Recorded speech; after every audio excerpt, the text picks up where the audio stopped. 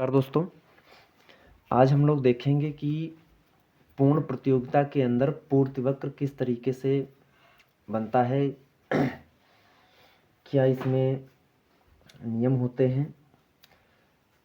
तो जो पूर्ति का नियम है, द लॉ ऑफ सप्लाई, पूर्ति शब्द का तात्पर्य है एक वस्तु की वे विभिन्न मात्राएं जिन्हें दी हुई समय की एक निश्चित अवधि में उत्पादक विभिन्न कीमतों पर बेचने को तैयार होते हैं।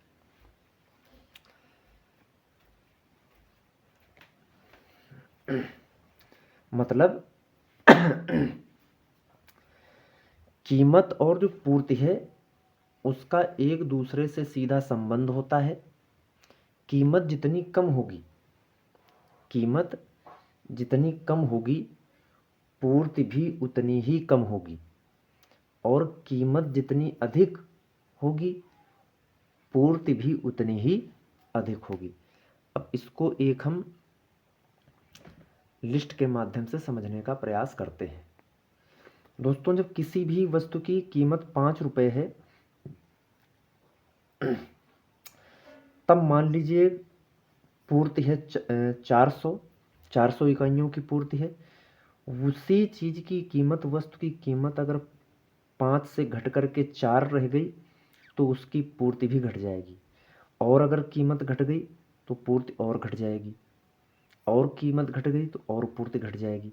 या इसको अपोजिट ले लो कि कोई वस्तु है, किसी वस्तु की 3 रुपये पर पूर्ति 200 इकाइयों की है, तो अगर उसकी कीमत बढ़ेगी तो और उत्पादक उत्पादन करना चाहेंगे और उत्पादन के माध्यम से पूर्ति को बढ़ा देंगे। 4 रुपये पर 300 हो जाएगी, और कीमत बढ़ने पर और पूर्ति बढ़ जाएगी। तो जब कीमत बढ़ने पर पूर्ति बढ़ रही है या कीमत घटने पर पूर्ति घट रही है, तो इस कारण से इसका जो वक्र होता है ये सीधे बिल्कुल 45 डिग्री का होता है। आइए इसको हम चित्र के माध्यम से समझते हैं। इस चित्र में आप देख रहे हैं कि समांतर अक्ष पर मात्रा को लिया गया है, अनुलंब अक्ष पर कीमत को। जैसे ही कीमत बढ़ेगी, इस कीमत पर यह मात्रा का मतलब पूर्ति, इस कीमत पर इतनी पूर्ति हो जाएगी, इस कीमत पर इतनी पूर्ति हो जाएगी। तो मतलब यह है कि इसका जो है पूर्ति का, सप्लाई का कीमत से सीधा संबंध होता है। अगर कीमत बढ़ेगी तो पूर्ति बढ़ेगी, कीमत घटेगी तो पूर्ति घटेगी। तो इस तरीके का इसका वक्र बनता है, सप्लाई वक्र। अब ये जो वक्र है इसके कुछ अपवाद भी हैं।